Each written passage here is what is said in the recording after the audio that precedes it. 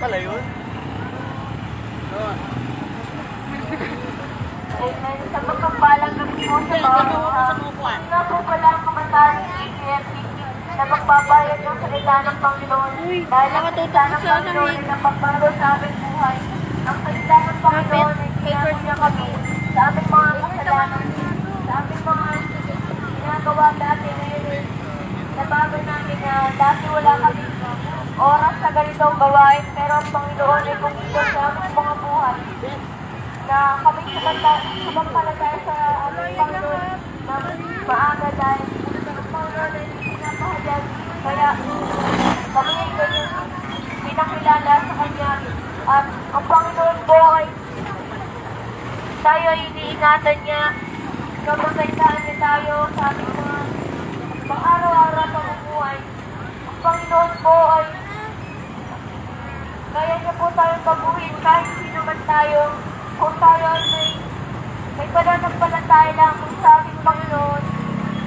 Kami po ay dating mga kasalanang mga kabataan, mga tutok sa cellphone, sa mga internet.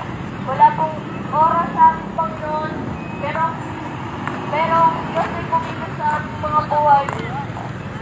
May ginamit siyang tao upang kami makakilala sa Kanya. Ang Panginoon ay binigyan kami ng kalakasan upang ipahayag ang Kanyang mga salita. Dahil ang Kanyang mga salita ay nagbibigay lakas sa ating buhay. Upang sumampalataya tayo sa Kanya. Ang tayo ay may problema. Hindi lang po natin 17 pa lang eh. Kung tayo ay mag-iisip sa ating Panginoon ng maaga, habang tayo mga kabataan pa lamang ay magpagalit na tayo sa ating Panginoon ng maaga para magsisihan ang ating mga kasalanang nagagawa dito sa mundong ito. Kahit tayo may mga kasalanang nagagawa ang Panginoon ay binubuhay tayo sa araw-araw. Magpasalamat po tayo sa Panginoon dahil tayo ay binubuhay niya kahit tayo ay makasalanan. Huwag po natin ang sarili ng ating buhay sa mundong ito. May purpose po kung bakit tayo nabuhay sa mundong ito. Kaya po tayo binuhay ng Panginoon ay para ipahayag ang Kanyang mga salita sa palagayanan ng ating Panginoong Jesus. Dahil siya po gumawa sa atin, tayo ay magsimba, mag-ipon sa atin. Ipapagamit natin ang buhay natin sa ating Panginoon. Mararamdaman natin ang kapayapaan sa ating mga buhay. Mararamdaman natin ang kaluwalhatian sa ating mga buhay kung tayo ay may mga problema. Ang Panginoon ay nariyan sa ating tabi palagi. Kaya po, isipin po natin na ang Panginoon po ay nandiyan palagi sa atin. Flexible daw ang katawan mo. Nawala ng pag-asa sa ating mga problema na ang Panginoon po ay hindi kami bibigyan ng problema na hindi natin kayang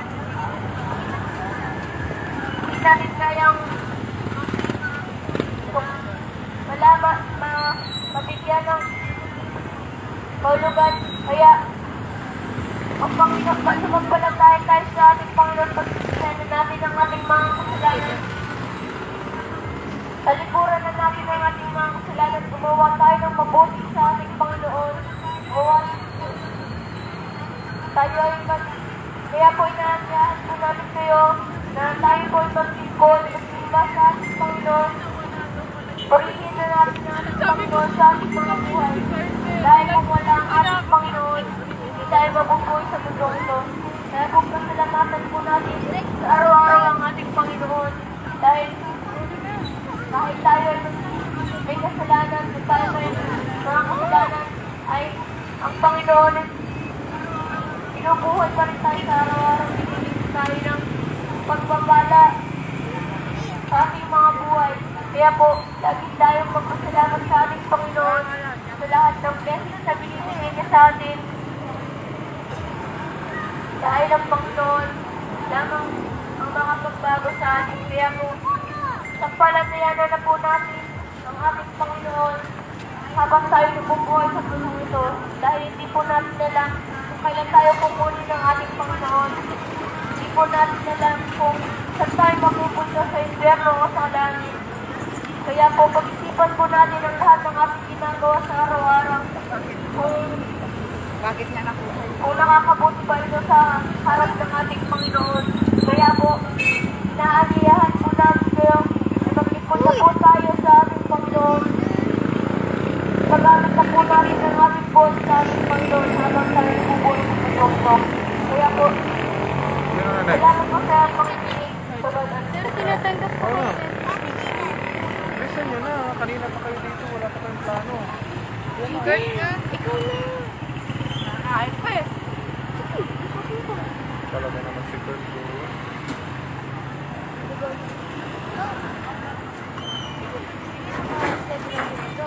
Tagal-tagalan nyo kasi konti lang tayo.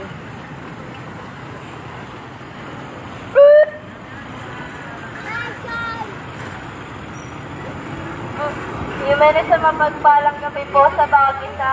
Kami po ang grupo ng God's Kingdom Mission Christian Church na nagbabahagi ng salita po ng ating pong Panginoon. Kapatid, kaibigan, sabi po ng ating Panginoon ay mahal niya tayo at hindi niya tayo pagbabayaan sa anumang gagawin natin sa ating buhay. Kaya nga kapatid, dapat nating ialay ang ating buhay sa ating pong Panginoon. Dahil sabi po niya sa aklat ng John 3:16, "For God so loved the world that He gave His only begotten Son, that whosoever believes in Him shall not be perished but have an everlasting life." Sabi po doon, inihandog ng ating pong Panginoon ang kanyang nag-iuntong na anak upang sino man ang mga gumagawa ng kasalanan sa mundong ito ay matubos na yung mga kasalanan. At pero kung gawin naman ng ating pong Panginoon ang nagawa sa ating pong Panginoon ay pinako siya sa krus ng Kalbaryo at pinahirapan siya ng mga tao na nakapaligid sa kanya. Hindi ang ating pong Panginoon ay mahal na tayo, hindi niya tayo pababayaan kailanman. Kaya inihandog niya ang kanyang sariling buhay para sa ating kanyang mga anak para lamang maligtas tayo sa kasalanan na nagaganap sa mundong ito. Kaya nga kapatid, kaibigan, magsisi na po tayo sa ating mga kasalanan dahil hindi po natin alam kung kailan babalik ang ating pong Panginoon. Kaya dapat po lagi po tayong handa at dapat po ay makakilala na tayo sa ating pong Panginoon habang maaga pa, habang nandito pa tayo sa mundong ito. At kailangan po natin buksan ng ating puso at isipan kaya para matanggap natin ang ating pong Panginoon sa ating buhay. Kaya nga po, sinasabi po ng ating pong Panginoon na ang sino mang sumampalataya sa Kanya ay makakaroon ng buhay na walang hanggan at makakapiling na sa langit. Ang sino mang sumampalataya sa ating pong Panginoon ay gagantimpalaan niya ng buhay na walang hanggan. Kaya kapatid, kaibigan, sabi po sa aklat ng Matthew 6:33, "Seek ye first the kingdom of God and His righteousness, and all of these things shall be added into your life." Sabi po doon, kapag inuna po natin ng ating po Panginoon sa ating buhay, ibibigay niya lahat ng mga pangangailangan natin sa ating pang-araw-araw na pamumuhay sa mundong ito. Kaya nga kapatid, kaibigan, wag po tayo magdalawang isip na ihandog ang ating buhay sa ating pong Panginoong Jesucristo. Dahil siya lamang po ang makakapagligtas sa ating nag-iisang kaluluwa. Walang sino mang makakapagligtas sa atin, hindi pera, hindi trabaho, hindi ang mga sinasambang Diyos-Diyosan, kundi lamang ang ating pong Panginoong Jesucristo. Kaya nga kapatid, kaibigan, hanggat may oras pa, may panahon pa tayo sa mundong ito, ay nawa makakilala na po tayo sa ating pong Panginoon at ihandog ang ating buhay sa Kanya. At sabi nga ito sa John 14:6, "I am the way, the truth, and the life. No one comes to the Father except through me." Ang tanging Diyos lamang po ang tanging daan para makapunta po tayo sa kalanginan at makapiling siya at magkaroon tayo ng buhay na walang hanggan. Wala nang sino mang makakapagligtas sa atin sa mundong ito, ang tanging Diyos lamang. Kaya kapatid, kaibigan, magsisi na po tayo sa ating mga kasalanan sa mundong ito. At yun lamang po, subalit na.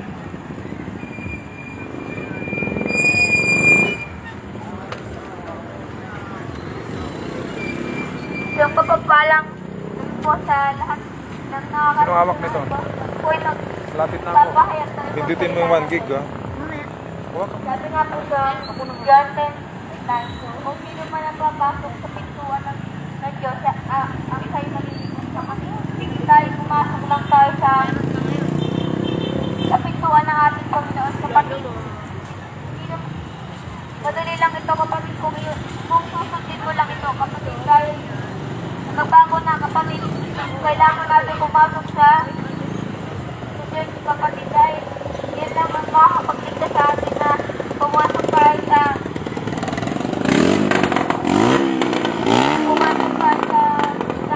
tahanan ng ating Panginoon kapatid. Kapatid tayo nagbago na kapatid dahil silang ang daan dahil kaya makakapagligtas sa atin at wala ng iba. Sabi nga sa John 14 at Jesus said, I am the way, the truth, and the life. No one comes to the Father except through me. Kapatid, ang sinasabi nga kapatid silang ang daan na wala nang ibang daan kundi silang kaya kapatid. Kaya kapatid tayo sumunod sa kanya dahil silang ang daan at kapatuhanan. Kapatid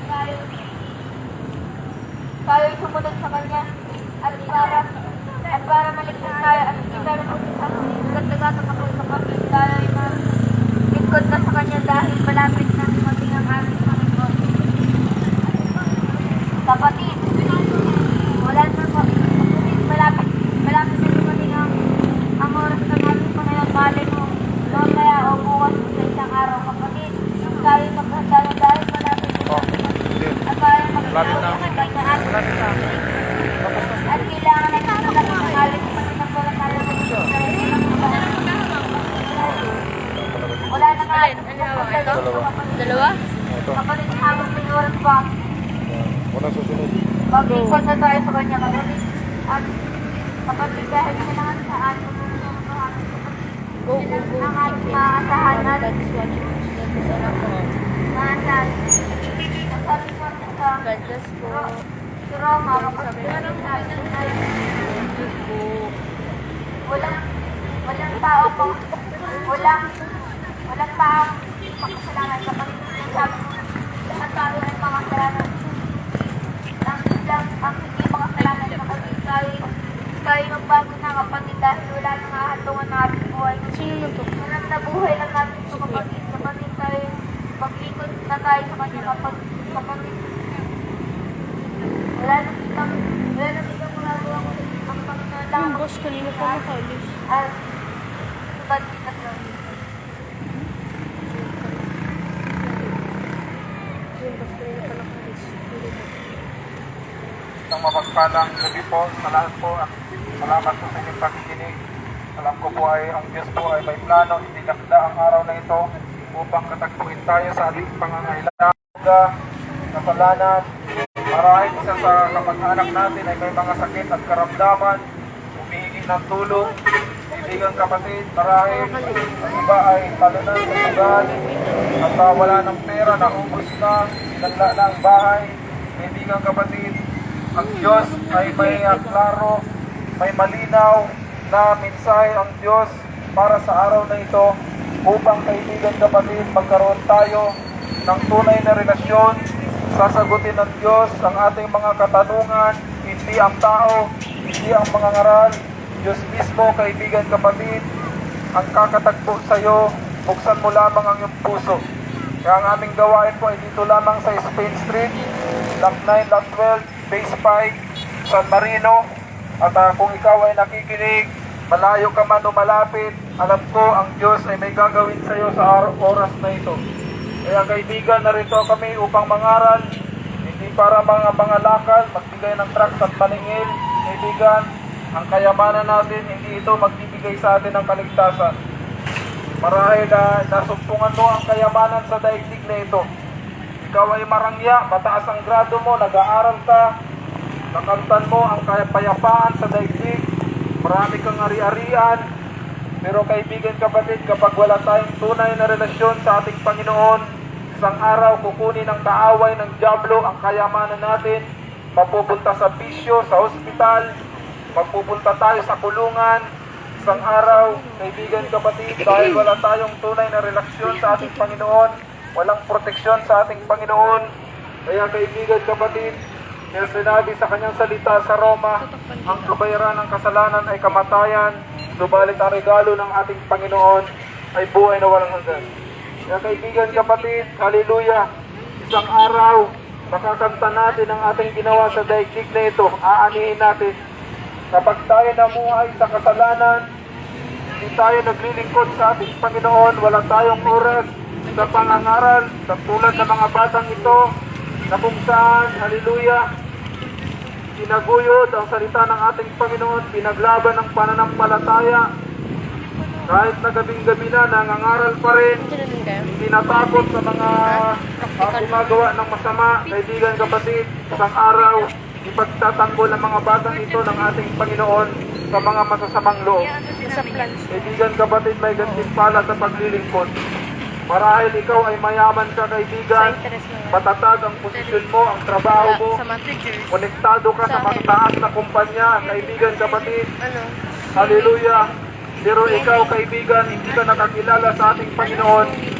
Ikaw ay isang mahirap lamang, kaibigan, kapatid, at wala tayong nalalaman, kaibigan, sa salita ng ating Panginoon. Hindi tayo mapayapa. Walang kapayapaan sa daigdig na ito. Kaibigan, kapatid, hindi natin makukuha ang kayamanan sa langit kung tayo mananatili sa daigdig na ito. Kaya na mga pagsubok, iba't ibang atake ng kaaway, kapag wala tayong tamang relasyon sa ating Panginoon, isang araw mabibigo tayo. Dahil, kaibigan, kapatid, sa Diyos lamang makakamtan natin ang kapayapaan, kaligtasan, kaayusan ng ating bansa, maging ang mga kapulisan, maging ang mga husgado, maging ang ating gobyerno, kaibigan, kapag ang tao ay naglilingkod sa ating Panginoon, nagpakumbaba, kaibigan, wala nang korupsyon sa bansang Pilipinas. Isang araw, iaangat ang bansang Pilipinas, kaibigan, sa buong daigdig. Kaya kung bakit ang kasalanan, kaibigan, nagpapahirap sa tao, na wala ang ugnayan ng tao sa ating Panginoon, na nagkasala si Adan at Eva, inilikha na ng ating Diyos ang langit at ang lupa, ang Garden of Eden, nariyan na ang ginto, inaapak-apakan lamang ni Adan at Eva. Kaibigan, kapatid, hindi na nagtatrabaho, pero sumuway pa rin sa salita ng ating Panginoon. Kaya ito ang bunga ng kasalanan, lahat tayo ay mamamatay patungo sa impyerno. Kaya, kaibigan, kapatid, ang Diyos ay kumakatok sa iyo, sa akin, lahat tayo, walang nakaabot sa kaluwalhatian at kabanalan ng ating Panginoon. Kaya kailangan, kaibigan, matuto tayo magpakumbaba, humingi ng tulong, magsisi ng ating kasalanan. Hindi ang kumpanya mo, ang pera natin, relihiyon ang makapagdiligtas sa atin. Kaya sabi ng ating Panginoon, kaya Apostol Thomas, I am the way, the truth, and the life. No one comes to the Father except through me. Sa Diyos natin masusumbungan ang daan, buhay at kaligtasan, at hindi ang relihiyon natin na kinakaaniban. Kaya kung bakit kami narito, hindi namin tinataas ang pastor namin, ang relihiyon namin, kaibigan, ang tinataas namin, ang Diyos ang namatay doon sa krus ng Kalbaryo at muling nabuhay, kaibigan, kapatid, upang, kaibigan, magkaroon tayo ng kapatawaran, kaligtasan at ang buhay na walang hanggan na pinangako niya sa lahat ng sumampalataya. Kaya, kaibigan, walang rejection dito, walang discrimination. Nang ang Diyos ay nangako sa kanyang apostol, kasama tayo doon. Nang ang Diyos ay nangako kay Abraham, kasama tayo doon. Nang ang Diyos ay nangako kay Josue upang sakupin ang bansa na pangako, kaibigan, ang lupang pangako, kaibigan, kasama tayo doon. Noon, ang Diyos ay hindi nagbabago mula noon, ngayon at magpakailanman. Kung ang Diyos doon ay mapagpatawad, kaibigan, mapagpatawad ka hanggang sa kasalukuyan. Pero, kaibigan, kapatid, may hangganan ng lahat ng bagay sa daigdig na ito. Ang kapatawaran at pag-ibig ng Diyos, kaibigan, kapatid, ay mahangganan kapag tayo namatay na.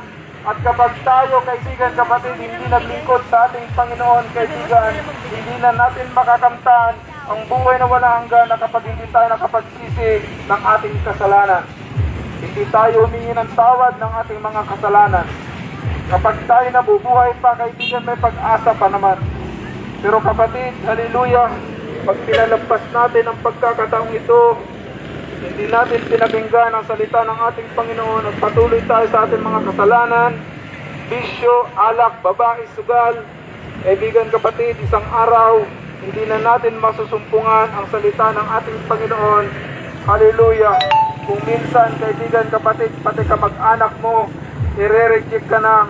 Kung minsan, kaibigan mo, iiwanan ka na. At sisisihin ka pa kung bakit mo ginawa ang mga bagay na yan, pagbibisyo at paggawa ng kasalanan. Kapatid, kaibigan, baka may malalim kang problema sa oras na ito. Huwag tayong lumapit, kaibigan, sa tao. Huwag tayong lumapit kung kani-kanino. Manalangin tayo, kaibigan, kapatid. May kapangyarihan, kaibigan, ang panalangin sa mga taong matuwid, sa mga tao na tunay na nagsisi ng kanyang kasalanan, kaibigan. Tumawag ka lang sa ating Diyos, sapagkat, kaibigan, ang Diyos ay hindi natutulog, kaibigan. Hallelujah, araw at gabi. Kung minsan nabibigon tayo, tatawag tayo sa ating boss, sa kaibigan natin. Walang-wala na tayo, pero kaibigan, hallelujah, hindi na sila makontak. Kung minsan, kanino tayo lumalapit, may naririnig pa ako, kaibigan, kapatid, may mga anting-anting lumalapit sa albularyo kapag nakakaranas ng sakit at karamdaman. Kaibigan, isa ito sa ginagamit ng kaaway na kung saan mawawala ang ating pananampalataya sa ating Panginoon. Iisip natin, baka mayroong kalaban, hallelujah, pinabarang ka, nagalit sa'yo, kaibigan, gumaganti sa'yo, kaibigan, kapatid, lahat yan ay bunga ng kasalanan. Kaya kaibigan, sabi sa John 3:16, sapagkat gayon na lamang ang pag-ibig ng Diyos, ibinigay niya ang kanyang buktong na anak, kaibigan, at ang sino mang sumampalataya ay hindi mapapahamak kundi magkaroon ng buhay na walang hanggan.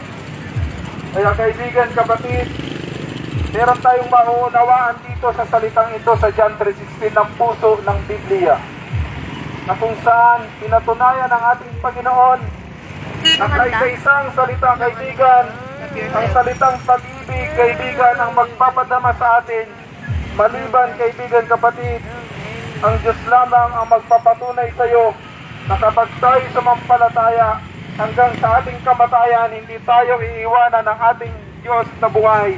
Ipagkakaloob niya sa iyo, kaibigan, ang buhay na walang hanggan at kamatayan, at kailanman hindi tayo iiwan ng ating Diyos kapag tayo namatay at sumampalataya tayo sa Kanya. Kaibigan, kapatid, kung bakit niya ibinigay dahil sa ating mga kasalanan ang Kanyang buktong na anak. Sinong tao dito ang magbibigay, maghahandog para sa kaligtasan ng kanyang anak, para sa kaligtasan ng kanyang pamilya? Kaibigan, tapos na. Ginawa na ng ating Diyos na buhay. Ang kailangan na lamang natin, kaibigan, kapatid, ay sumampalataya at maglingkod sa ating Panginoon, na kung saan ginawa na ng ating Diyos na namatay sa krus ng Kalbaryo para sa kaligtasan ng ating kaluluwa at para sa kaligtasan ng ating bansa. Ginawa na ang kahirapan, kapatid. Hindi na natin pwedeng sabihin, magpapapako pa ako sa krus para maligtas ako at ang aking pamilya. Hindi na natin kailangan gawin yon, kaibigan, kapatid. Ginawa na ng ating Diyos. Namatay na siya, naghirap na siya. Ang kailangan na lamang natin gawin, magsisi ng ating kasalanan, sumampalataya sa ating Panginoon, saligdan ng mga kasalanan, at magpatuloy gumawa sa kaharian ng ating Panginoon ng punong-puno ng pananampalataya. Walang imposible, kahit bata pwedeng gamitin, kapatid. Kung ikaw nahihiya kang maghayag ng salita ng Panginoon, huwag mong ikahiya. Nung nakaranas ako ng hiya, kaibigan, kapatid, inisip ko paano ang kaligtasan ng kaisa-isa kong kaluluwa kung ako mahihiya magbahagi ng salita ng Panginoon. Paano na ang mga mayayamang tao na gumagawa ng kasalanan, na pwedeng magpapatay sa pamilya mo, pwedeng ipapatay ang mga gobyerno? Paano na lamang ang mayayaman na ito na walang kapayapaan, na kapag may kaaway, kayang-kaya nilang ipapatay? Paano na lamang ang pamilya ko na wala pang relasyon sa ating Panginoon? Kapatid, pinaglabanan ko ang hiya at takot sa aking puso. Nangangaral kami sa kalye, nangangaral sa jeep, kaibigan. Hallelujah, sapagkat ito ang inutos ng ating Panginoon, kaligtasan mo, kaligtasan para sa lahat ng tao, iyayag ang kanyang salita sa lahat ng dako ng daigdig. Pinalo niya lang. Kaibigan, kapatid, nilabanan ko. Sabi ko sa aking sarili, paano na lamang kung matatakot ako magayag ng salita ng ating Panginoon, kung lahat ng tao ay gumagawa ng kasalanan, pumapatay, nagnanakaw, paano na lamang ang ekonomiya ng bansang Pilipinas, pabagsak ng pabagsak kung walang tao na naglilingkod sa ating Panginoon, hindi takot magnakaw sa kaban ng bayan. Kaya kaibigan, kapatid, kailangan natin sumampalataya sa ating Panginoon. Alisin natin ang ating takot, alisin natin ang ating hiya para sa kaligtasan ng pamilya mo, para sa kaligtasan ng negosyo mo, para hindi maubos sa bisyo. Hallelujah! Para sa kapayapaan ng pamilya natin, para sa kaligtasan ng bansang Pilipinas. Hallelujah! Kaibigan, manalangin tayo, hingin natin ang kapayapaan, kaligtasan, kapangyarihan mula sa ating Panginoon. Isang araw, kaibigan, kapatid, mararanasan natin ang buhay na walang hanggan at lahat ng panalangin natin ay pagkakaloob ng ating Diyos na buhay. Kaibigan, kapatid, pinaglabanan ng mga Kristiyano ang kanilang takot. Si Apostol Pablo, isang paraseyo, kaibigan, isang matalino, isang mayaman, isang matatag, walang takot tumatay ng Kristiyano. Nais niyang ipapatay ang mga Kristiyano ng kanyang kapanahunan. Habang ang bansang Israel ay nasasakop ng mga Romano, kaibigan, kapatid, pupunta si Apostol Pablo sa Damascus para ipapatay ang mga Kristiyano. Pero binulag siya ng ating Panginoon. Ang takot niya, ang tapang niya, kaibigan, kapatid, upang pumatay, pinalitan ng ating Panginoon, kaibigan, hallelujah, ng katapangan sa paghahayag ng salita ng ating Panginoon. Kaya sinabi niya sa Roma 1:16, hindi ako matatakot maghayag ng salita ng ating Panginoon, dahil ang salita ng Diyos ay may kapangyarihan upang sa kaligtasan sa lahat ng sumampalataya, Grego man o Hudyo. Kaya kaibigan, kapatid, nangaral si Apostol Pablo sa Corinto, sa mga Thessalonian, sa mga taga-Pilipos. Kaya kaibigan, kapatid, si Apostol Pablo, marami siyang napangaralan, kaibigan, na lugar para sa kaligtasan ng lahat ng tao sa daigdig. Inalis niya ang takot niya habang siya, kaibigan, naglalakbay, kapatid. May mga nakaabang na mga sundalo ng Romano, handa siyang patayin, handa siyang ipabato, kaibigan, kapatid. Nais siyang ipapatay, kaibigan, siniis ni Apostol Pablo para lamang sa kaligtasan, kaibigan. Kaya sa oras na ito, Diyos mismo, kaibigan, ang kumakatok sa ating puso. Maraming taong umiiyak, maraming sakit karamdaman. Naubos na ang kayamanan, kapatid. Nagbibisyo ang anak. Nasa ibang bansa ang mga kamag-anak, pinapadala ang pera. Pagdating sa bansang Pilipinas, iniinom ng alak, sigarilyo, bisyo, droga. Samantala ang mga kamag-anak sa ibang bansa ay naghihirap. Kaibigan, kapatid, nakakatakot ang kasalanan. Mauubos ang pera natin dahil sa kasalanan, kapatid, at walang kapayapaan. Pero salamat, may plano ang Diyos sa iyo sa oras na ito. May plano ang Diyos para sa ating lahat, kapatid. Nais ng Diyos na bigyan tayo ng kasiyasiyang buhay habang tayo nabubuhay sa daigdig na ito. Nais ng Diyos na patawarin tayo, alisin natin ang ating mga masasamang bisyo, masamang plano, kaibigan. Hallelujah! Na habang tayo namumuhay pa sa daigdig, kailangan natin ng Diyos, kaibigan. Huwag nating hanapin ang kaligayahan sa pera, huwag nating hanapin ang kaligayahan sa bisyo, huwag nating hanapin ang kaligayahan sa trabaho. Kaibigan, kapatid, hanapin natin ang presensya ng ating Panginoon.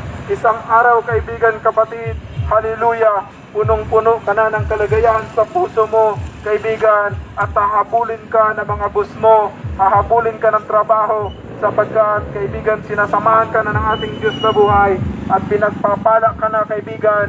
Isang araw naglilingkod na ang mga anak mo, isang araw ligtas na ang mga kababayan mo, isang araw, kaibigan, magna-number 1 na ang bansang Pilipinas sa iba't ibang dako ng daigdig. Kaibigan, minsan lang tumawag ang ating Diyos na buhay para sa pagbabagong buhay. Kapag pinalampas natin ang oras na ito, kaibigan, sabi sa Hebreo 9:27, isang beses lang mamatay ang tao at kapag namatay, haharap na sa hukuman. Kaibigan, kapatid, hindi na natin mababago ang panahon kapag namatay na tayo. Wala nang pagbabago, wala nang kapatawaran, wala nang nangangaral, kaibigan, kapatid. At pagdating sa impyerno, kaibigan, kapatid, doon, kaibigan, ilalagay ang mga tao na hindi kumilala sa ating Diyos na buhay, mga hindi naglingkod, ang mga tao na may pag-ibig sa salapi, sa posisyon, sa pera, sa karangyaan, sa daigdig na ito, makasalanan, mga manggagaway, mga albularyo, dadalhin sa impyerno, kaibigan. Impyerno na tinatawag ng Biblia, kaibigan, asupring apoy, araw at gabi ay mararanasan natin doon. Kaya kaibigan, kapatid, wag na natin palampasin ang oras na ito. Hindi na bukas, hindi na mamaya, ngayon na mismo. Ang Diyos mismo ang kumakatok sa ating puso, kaibigan, kapatid. Wag na nating antayin pa na lumipas, pagtanda natin, paging binata na tayo. Ngayon pa lang, kaibigan, sa oras na ito, kaibigan, igagalang ng Diyos ang desisyon mo. Segundo lang, kaibigan, mararanasan natin ang kapangyarihan ng ating Panginoon, pagbabagong buhay, kapayapaan, kaligtasan ng ating pamilya, kaligtasan ng ating kaluluwa. Kaya sa oras na ito, kaibigan, kapatid, ang Diyos ay tatawag sa atin. Nais ng Diyos na manalangin tayo sa oras na ito. Isang panalangin na pagtanggap sa Kanya at paghingi ng kapatawaran ng ating kasalanan. Kaibigan, kung ikaw ay may problema, sakit at karamdaman, pwede kang pumikit sa oras na ito at pwede kang sumabay upang maranasan natin ang kapangyarihan ng ating Panginoon. Hindi reliyon, kaibigan, ang kailangan natin. Hindi rin panibagong reliyon ang tatanggapin natin, kundi ang Diyos na magliligtas ng kaisa-isa nating kaluluwa at magbibigay sa atin ng buhay na walang hanggan. Kaya pumikit ka, kaibigan, sumabay ka sa maiksing panalangin. Salamat, Panginoon, sa gabing ito, sa iyong salita ng aking napakinggan.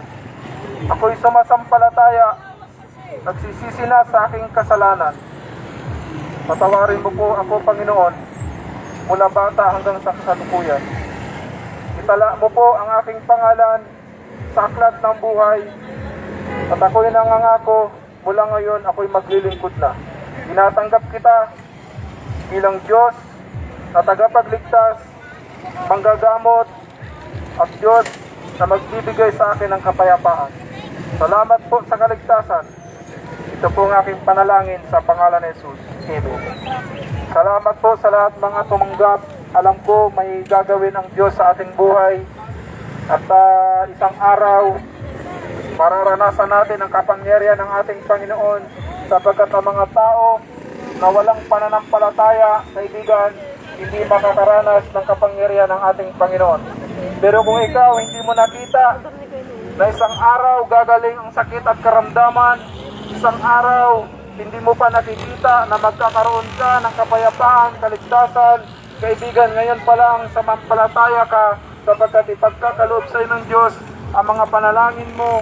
Yan ang tinatawag, kaibigan, ng pananampalataya. Hindi mo pa nakakita ang isang bagay, pero naniniwala ka na, kaibigan, kapatid. Kaya wag natin tularan si Apostol Thomas. Sinabi niya, hindi ako maniniwalang nabuhay ang Diyos hanggat hindi ko nahahawakan ng kanyang kamay. Kaibigan, walang Apostol Thomas sa lugar na ito. Lahat tayo sumasampalataya, hindi pa natin nakikita ang Diyos, hindi pa natin nakikita ang kapayapaan at kaligtasan, pero naniniwala na tayo na pinagtagumpay na tayo ng ating Panginoon. Kaya kaibigan, kami na lamang pong mananalangin para sa inyo. Salamat po, Panginoon, sa gabi ito na pinagtagumpay mo ang gawain. Sa lahat ng ginamit mo, pagpalain mo. At sa lahat, Panginoon, ng mga narito, maranasan nila ang kapangyarihan mo. Ingatan mo sila sa kanilang trabaho. At isang araw, makakasama namin sila sa paglilingkod ng punong-puno ng kaligayahan, kaligtasan, kapayapaan, kapangyarihan, Panginoon, na masaya na naglilingkod, hindi sa daigdig na ito. Kaya salamat po sa kaligtasan, Panginoon. Hallelujah. Pagpalain mo ang araw na ito, Panginoon, At sa susunod pa na araw, Panginoon, samahan mo kami upang, Panginoon, ay patuloy na magtagumpay ang gawain na ito. Salamat po sa lahat na nakinig. Katagpuin mo sila, Panginoon, malayo man sila sa mga viewers namin, pagpalain mo po sila para nasa nilang kapayapaan, kaligtasan. Ang kanilang mga panalangin ay katagpuin mo, Panginoon. Ang kanilang desire sa buhay, katagpuin mo ang kanilang mga plano ayon sa iyong kalooban. Pagpalain mo po sila sa amang dako sila ng daigdig. Panginoon, ingatan mo sila sa kanilang trabaho, mga OFW, Panginoon, mga local government. Pagpalain mo kami mga barangay, kapulisan. Pagpalain mo, Panginoon, ang mga naghahanap buhay. Palaguin mo ang kanilang hanap buhay, Panginoon. Bunga ng kanilang pananampalataya. Salamat po, Panginoon, sa kapayapaan, kaligtasan. Ito po aming dalangin sa pangalan ni Jesus. Amen.